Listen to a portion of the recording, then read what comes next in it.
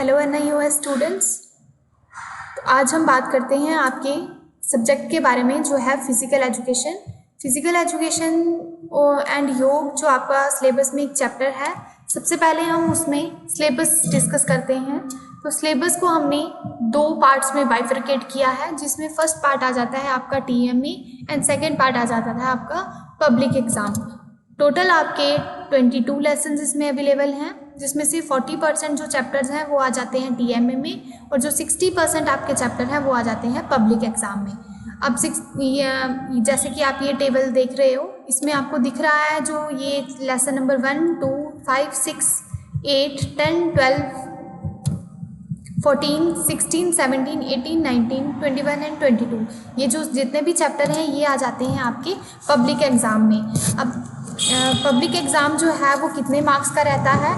Public exam जो है वो आपका 70 मार्क्स का रहेगा, जिसमें टोटल सब्जेक्ट जो है ये 100 मार्क्स का है, जिसमें 70 मार्क्स की आपकी थ्योरी रहेगी, 30 मार्क्स का आपका प्रैक्टिकल रहेगा।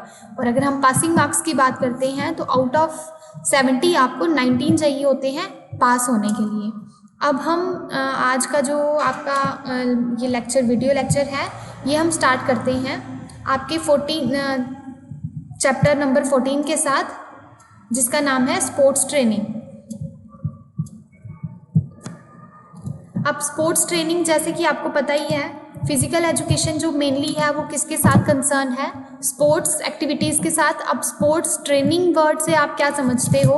स्पोर्ट्स ट्रेनिंग एक सिस्टमैटिक ट्रेनिंग होती है, जिसमें हम अपनी स्पोर्ट्स में जो भी कंपटीशन में हम पार्ट करते हैं या हम परफॉर्मेंस करते हैं, उस परफॉर्मेंस को इम्प्रूव करने के लिए हमें जो एक सिस्टमैटिक ट्रेनिंग दी जाती है उसको हम बोलते हैं स्पोर्ट्स ट्रेनिंग। इस चैप्टर में हम स्पोर्ट्स ट्रेनिंग के बारे में पढ़ेंगे। स्पोर्ट्स ट्रेनिंग में ओवरऑल ट्रेनिंग जो है उसमें सारी साइकोलॉजिकल ट्रेनिंग, जो हमारी सारी फिजिकल ट्रेनिंग, हमारी फिजिकल फिटनेस जो है, हमारी फिजिकल एक्टिविटीज़ जो भी सारी इन्वॉल्व होती हैं वो हम इस चैप्टर में डिस्कस करेंगे। तो मेन ऑब्जेक्टिव क्या क्या रहेंगे कि हमने इसमें क्या पढ़ना है, स्पोर्ट्स ट्रेनिंग के प्रिंसिपल्स क्या रहते हैं, मीनिंग क्या है, एम्स क्या है और उसकी ट्रेनिंग क्या है। उसके बाद सेकंड आपका सब पार्ट आ जाता है कि हमने फिटनेस को एक्सप्लेन कैसे करना है। फिटनेस जो है स्पोर्ट्स ट्रेनिंग में उसमें उसके कंपोनेंट कौन कौन से हैं मेनली, फिर हमने एक्सप्लेन करना है एरोबिक और एनारोबिक एक्सरसाइजेस क्या होती हैं और उनके बीच में डिफरेंस क्या है। तो सबसे पहला जो आपका पार्ट आ जाता है वो है meaning of the sports training. जैसे कि हमने पहले भी बात की, स्पोर्ट्स ट्रेनिंग किसके साथ रिलेट करता है? जो भी हमारी किसी भी कंपटीशन में अगर हमने पार्ट लेना है या परफॉर्मेंस अपनी करनी है, तो उसमें जो भी हमने एक्टिविटी परफॉर्म करनी है उसमें हमारी प्रेपरेशन कैसी रहेगी। हमें एक पर्टिकुलर स्पेसिफिक ट्रेनिंग मिलती है जिसमें हम अपनी परफॉर्मेंस को जो है बिल्डअप कर सकें। तो स्पोर्ट्स पर्सन जो भी रहते हैं किसी भी टीम में, तो उनके कुछ स्पेसिफिक साइंटिफिक ट्रेनिंग रहती है जिसके बीच में वो कुछ प्रिंसिपल्स को फॉलो करते हैं, ताकि वो ड्यूरिंग द कंपटीशन अपने आप को एक बेटर कंपिटिटर की तरह अपने आप को शो कर सकें। तो स्पोर्ट्स ट्रेनिंग में सिर्फ यही नहीं है कि हम अपनी फिजिकल फिटनेस को लेकर चलते हैं, नहीं, स्पोर्ट्स ट्रेनिंग में साइकोलॉजिकल कंडीशनिंग जो हमारी रहती है, हमारी स्किल ट्रेनिंग रहती है, हमें गेम में क्या क्या प्लान करके चलना है, हमारी स्ट्रेटजी कैसी होनी चाहिए ड्यूरिंग द गेम, वो सारा हमें कहाँ सिखाया जाता है? स्पोर्ट्स ट्रेनिंग में। The next part is principles of sports training. अब प्रिंसिपल्स क्या रहते हैं? प्रिंसिपल्स मेनली हम किसके साथ डील कराते हैं कि हमें जो गाइडलाइन दी जाती है अपने कोच के थ्रू, हमारे ट्रेनर के थ्रू, ताकि हम एक टीम की तरह एक किसी भी कंपटीशन में कैसे पार्ट करते हैं। रैदर अगर हम इंडिविजुअली कोई गेम प्ले कर रही हैं तो उसमें हम अपनी स्पोर्ट्स पर्सन जो हमारी स्पोर्ट्समैनशिप है उसको हम कैसे प्रेजेंट करते हैं, ये सारे हमें प्रिंसिपल्स कौन देता है? हमारे कोच और हमारे ट्रेनर। तो हम आज जो पढ़ते हैं, सबसे पहला प्रिंसिपल क्या आ जाता है? Principle of balance. अब बैलेंस वर्ड से तो आप समझते ही हो, बैलेंस आ गया जिसमें हम हर चीज़ को एक इक्वल प्रोपोर्शन में लेकर चलें। तो ये प्रिंसिपल मेनली किस पे फोकस करता है कि जितनी भी परफॉर्मेंस हो रही हैं, जितनी भी इंडिविजुअल्स वहाँ पे प्रेजेंट हैं एज अ टीम वर्क या एज अ इंडिविजुअल, वो सारी उनमें जो भी फैक्टर्स आ जाते हैं, चाहे हम उनकी फ़िज़िकल कैपेसिटी को लेकर चलें, उनका जो साइकोलॉजिकल मेकअप है उसको लेकर चलें, या जो उनका स्किल का लेवल है वो अगर हम सारा एक साथ लेकर चलते हैं तो हमने ड्यूरिंग द गेम उन सबको क्या करना है, बैलेंस लेकर चलना है। तो सबसे मेन प्रिंसिपल क्या रहता है, principle of balance. Second one is principle of individualisation.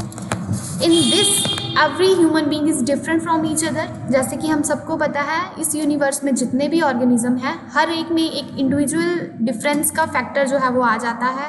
Her individual में हर दूसरे इंडिविजुअल से कुछ ना कुछ डिफरेंसेस रहते हैं। तो इस ट्रेनिंग में हमें ये भी कंसीडर करके चलना है कि हमें इंडिविजुअल डिफरेंसेस को लेकर चलना है। हर पर्सन की सेम कैपेसिटी नहीं होती।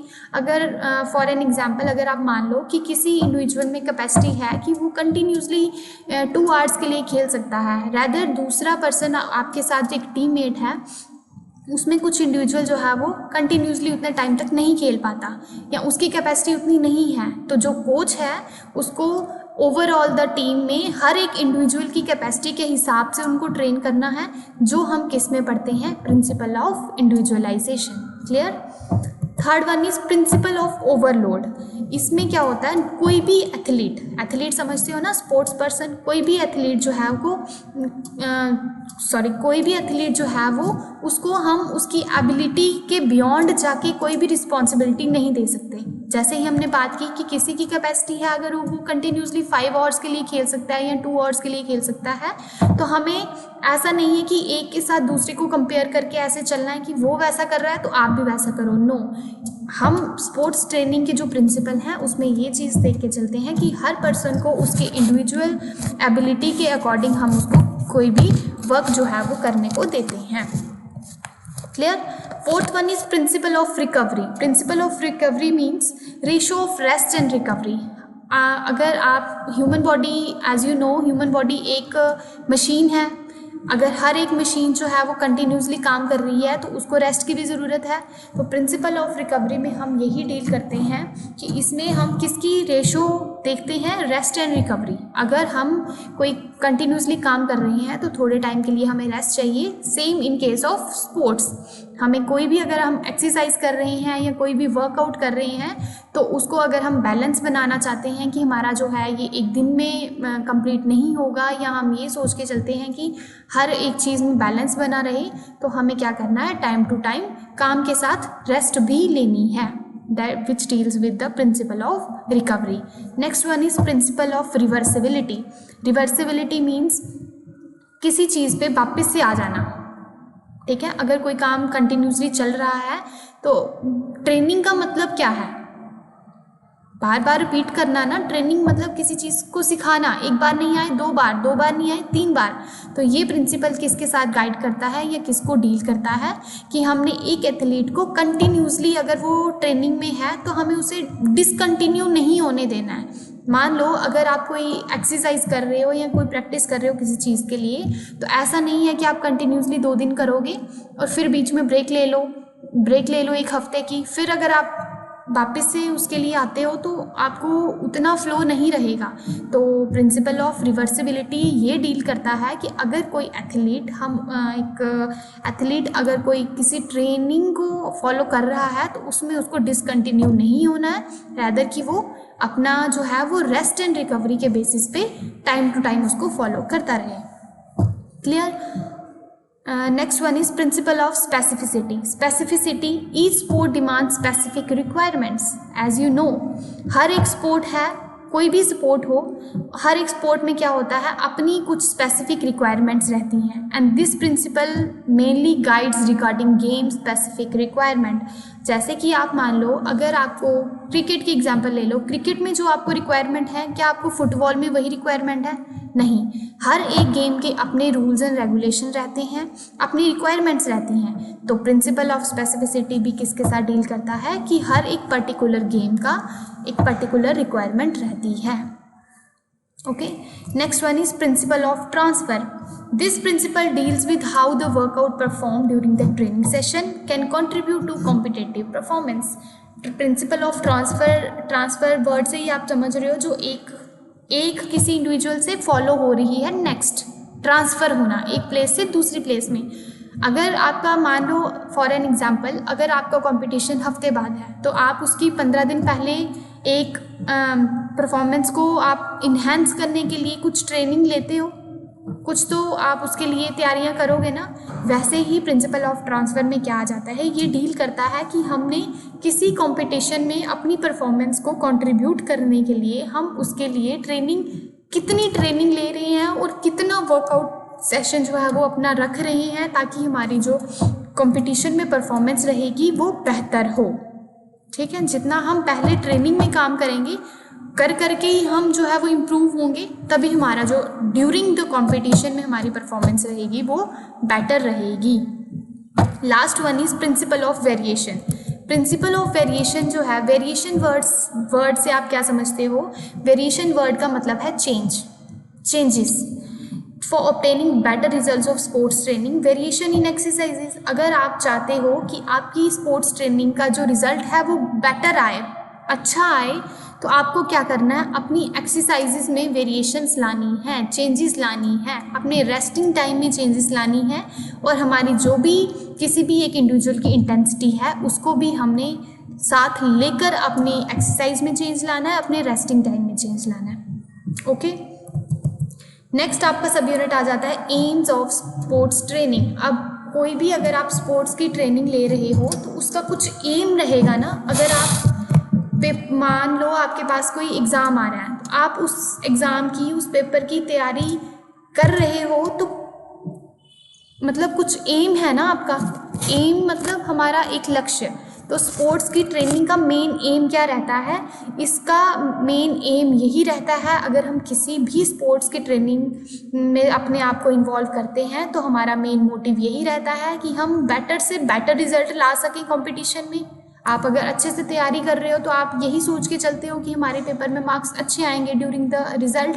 तो स्पोर्ट्स ट्रेनिंग का भी मेन एम क्या रहता है कि इसमें हम किसी एक पर्टिकुलर इंडिविजुअल को या पर्टिकुलर टीम को इस तरीके से ट्रेन कराएं ताकि जब कंपटीशन हो या जब भी आपकी परफॉर्मेंस रहे तब उसमें आप बेटर से बेटर परफॉर्म कर पाओ और एक अचीव कर पाओ top rank.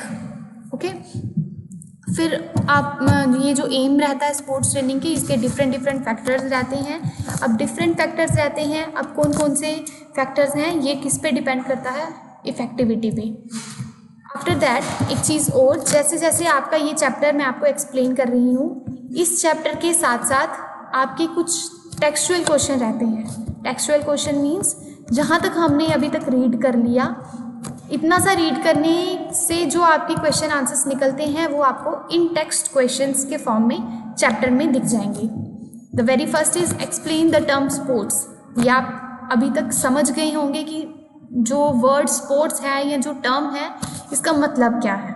Second one is explain the principle of individualisation. अब इंडिविजुअलाइजेशन का प्रिंसिपल क्या है उसके बारे में आपको बताना है। तो ये आपको यहाँ तक अभी तक का क्लियर हो गया होगा। Next one is sports performance are affected by time of a day which is known as circadian rhythm।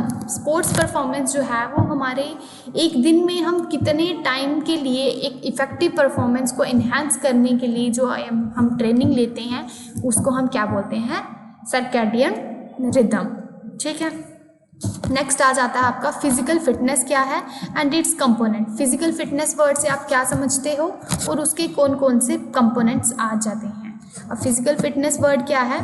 एक दिन में हम कितना वर्कआउट कर सकते हैं बिना थके, उस वर्ड को हम किसके साथ रिलेट करेंगे? फिजिकल फिटनेस के साथ। ये किसी भी इंडिविजुअल की एक एबिलिटी होती है कि हम एक दिन में कितना काम कर सकते हैं बिना थके, जिससे हमारी बिल्कुल भी हमें फटीग जो है वो फील ना हो। उस वर्ड को हम, इस सेंटेंस को हम किसके साथ रिलेट करेंगे? फिजिकल फिटनेस के साथ। ठीक है, अब फिजिकल जो फिटनेस है ये भी वेरी करती है, डिपेंड करता है कि हमारा वर्क रूटीन क्या है, हमारा वर्क क्या है और हमें उस वर्क में किन किन चैलेंजेस को फेस करना पड़ता है ड्यूरिंग द स्पोर्ट्स। वो सारा किसके बीच में आ जाता है? आपका फिजिकल फिटनेस के बारे में। अब नेक्स्ट आपका आ जाता है फिजिकल फिटनेस के components. Components means parts. Main आपके जो है वो फिजिकल फिटनेस के बहुत सारे कंपोनेंट रहते हैं, but first one is strength. Strength आप समझते हो, it's the ability of a muscle. हमारी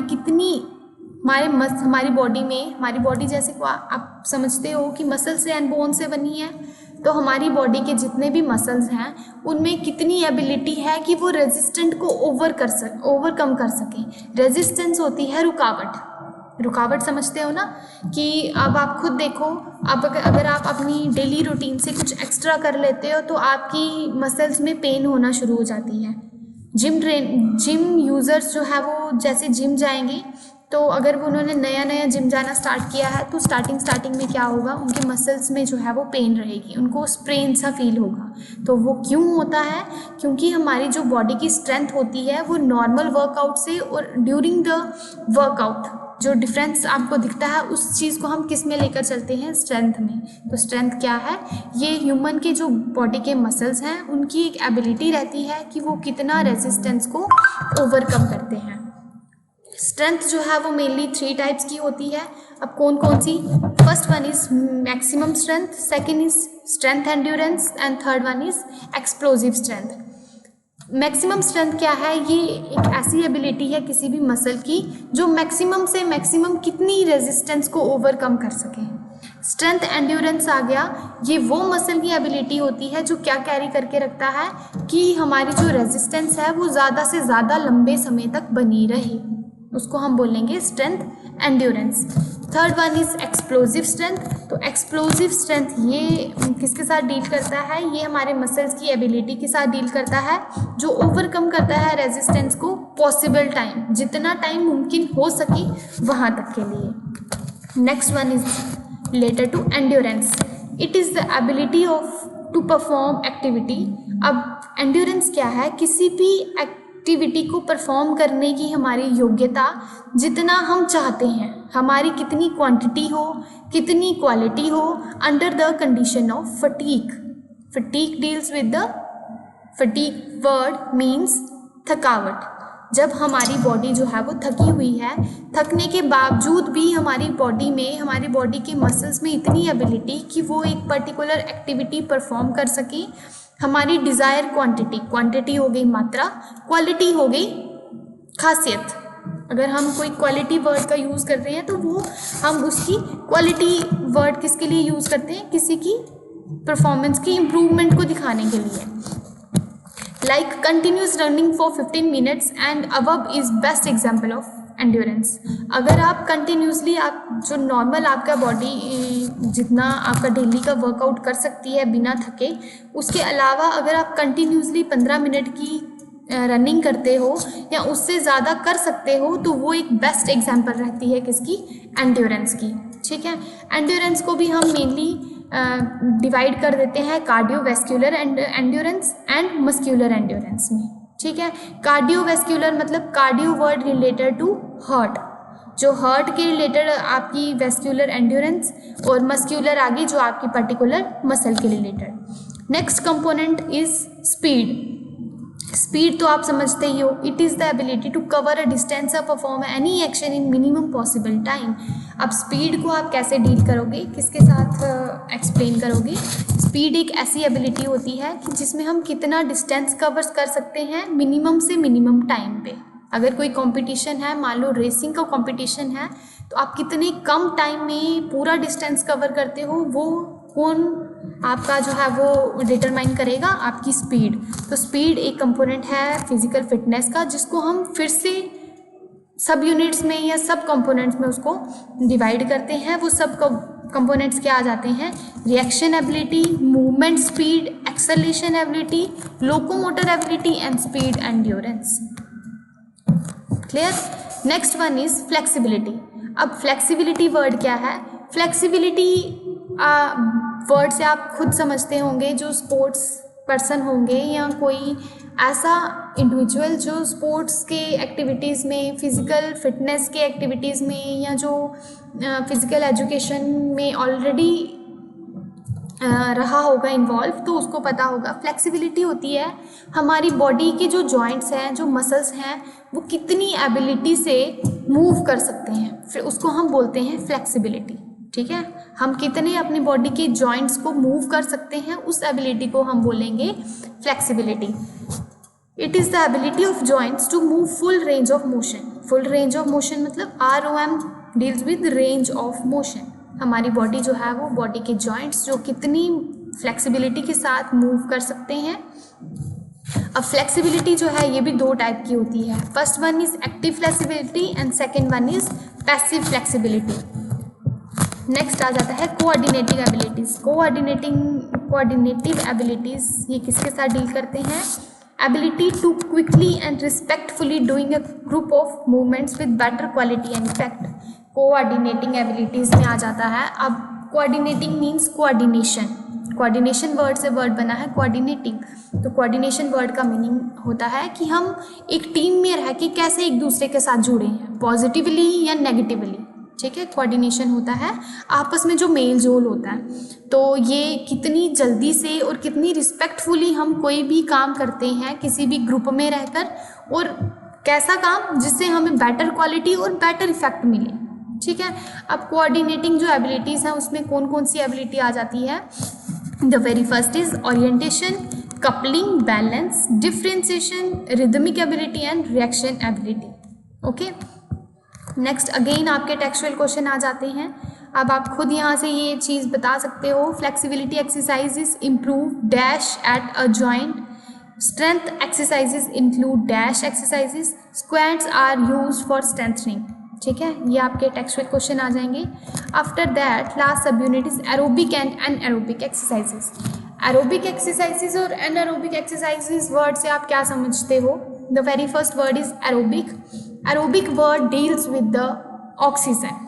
ठीक है, वो सारी एक्सरसाइजेज जिनको परफॉर्म करने के लिए हमें ऑक्सीजन चाहिए होती है उनको हम बोलते हैं एरोबिक एक्सरसाइजेज, और जिनको परफॉर्म करने के लिए हमें एक्सेसिव एनारोबिक या एक्सेसिव ऑक्सीजन जो है वो नहीं चाहिए होती है उनको हम बोलते हैं anaerobic exercises. Okay, the first is aerobic exercises. ये वो एक्सरसाइजेज होती हैं जो हम परफॉर्म करते हैं ऑक्सीजन की प्रेजेंस में, या जिसमें हमें ऑक्सीजन की नीड रहती है और ग्लूकोज की रहती है और फैट की रहती है। अब ग्लूकोज और फैट की हमें ज़रूरत क्यों रहती है? क्योंकि वो एज अ फ्यूल काम करते हैं हमारी एक्सरसाइज को काम कराने के लिए। एरोबिक एक्सरसाइजेज जो होती हैं वो हम ज़्यादा लंबे समय तक कर सकते हैं, जबकि अब हम अगर एरोबिक एक्सरसाइज की बात करें तो उसकी मेन एग्जांपल क्या आ जाती है? स्लो एंड कंटिन्यूसली रनिंग और जॉगिंग। जो हम मॉर्निंग वॉक या हम कंटिन्यूसली रनिंग करते हैं या जॉगिंग करते हैं तो वो हम हमेशा कब परफॉर्म करते हैं? In the presence of air और इन ओपन एटमॉस्फेयर। तो उन एक्सरसाइजेस को हम बोलेंगे aerobic exercises. Other one is anaerobic. तो एनारोबिक एक्टिविटीज़ वो होंगी जिसमें हमें कॉन्टीन्यूसली ऑक्सीजन जो है वो नहीं चाहिए होती है, ऑक्सीजन इज़ नॉट प्रेजेंट, जिसमें ऑक्सीजन नहीं हो और तब हम करते हैं। Like short distance running like 100 meter while performing anaerobic exercises our body generate lactic acid which causes fatigue at sustained level terms। anaerobic exercise की एग्जाम्पल दी है। आपने शॉर्ट डिस्टेंस रनिंग करनी है, मान लो 100 मीटर की। जब आप एनारोबिक एक्सरसाइज को परफॉर्म करोगे तो हमारी बॉडी से क्या होता है? एक लैक्टिक एसिड जो है वो प्रोड्यूस होता है, जो जनरेट होता है, जिसकी वजह से हमारी जो बॉडी के मसल्स होते हैं उसमें थकान कॉज होना शुरू हो जाती है। The last one is difference क्या है एरोबिक और एनारोबिक एक्सरसाइज में? तो जो एरोबिक एक्सरसाइज है वो हमें कब करनी होती है? उसके लिए हमें ऑक्सीजन की डिमांड रहती है, ऑक्सीजन की नीड रहती है, और ड्यूरिंग द एरोबिक एक्सरसाइज हमारी जो बॉडी है उसमें एनर्जी की प्रोडक्शन भी होती है। अगर हम एनारोबिक की बात करें तो उसमें हमें ऑक्सीजन की नीड नहीं रहेगी, तो उसमें ऑक्सीजन की नीड नहीं रहेगी तो एनर्जी की प्रोडक्शन भी इतनी ज़्यादा नहीं होगी। जो एरोबिक एक्सरसाइजेज हैं वो हम 2 मिनट से ज़्यादा तक कर सकते हैं, लेकिन जो एनारोबिक होती हैं वो हम कुछ सेकंड तक ही कर सकते हैं, या हमें उनको अगर लंबे समय के लिए करना है तो बीच में हमें कुछ टाइम पीरियड के लिए पॉज लेना पड़ता है। जो एरोबिक एक्सरसाइज होती हैं वो हमारी एंड्योरेंस को इंक्रीज़ करती हैं, हमारी जो कार्डियोवैस्कुलर मसल्स हैं या कार्डियोवैस्कुलर सिस्टम है उसको भी इम्प्रूव करती हैं, और जो एनारोबिक एक्सरसाइज होती हैं उससे हमारी स्ट्रेंथ इंप्रूव होती है, हमारे बोन की डेंसिटी इंप्रूव होती है और हमारे मसल्स जो हैं वो डेवलप होती हैं।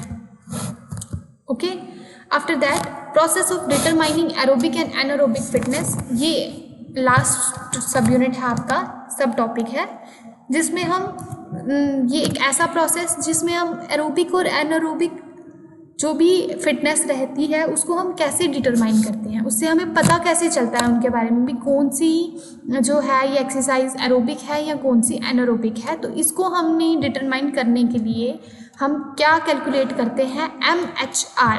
MHR means maximum heart rate. Okay, मान लो to calculate MHR 22 minus age is equal to MHR। 220 में से आपने किसको माइनस करना है, आपकी एज को। अगर कोई एक इंडिविजुअल की एज 26 है तो मान लो आपने 220 में से 26 को माइनस कर लिया तो आपके पास वो क्या आ गया 194। तो आपके पास मैक्सिमम हार्ट रेट क्या आ जाएगा आपका 124। Okay, this is all about the chapter content. Next आपके आ जाते हैं ये इंटेक्चुअल क्वेश्चन, अगेन जैसे मैंने आपको पीछे बताया।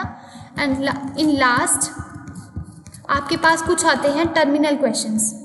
तो टर्मिनल क्वेश्चन हो गए, इंटेक्चुअल क्वेश्चन हो गए, ये जो भी आपके चैप्टर में टेक्सचुअल क्वेश्चन रहते हैं वो आपके उनके आंसर्स भी आपको चैप्टर के लास्ट में मिल जाएंगे। 14.1, 14.2, 14.3 ये आपके वो सारे क्वेश्चंस के आंसर हैं जो आपको चैप्टर के बीच में, आप सब यूनिट के हर एक टॉपिक के बीच में जो आपको टेक्सचुअल क्वेश्चंस दिखाए गए थे उनके आंसर्स आपके चैप्टर के लास्ट में रहेगा। लाइक 14.3 इंटेक्स क्वेश्चन है तो लास्ट में इसके आंसर्स भी दिए गए हैं। Okay, this is all about the chapter 14 which is related to the physical fitness और स्पोर्ट्स ट्रेनिंग। Thank you.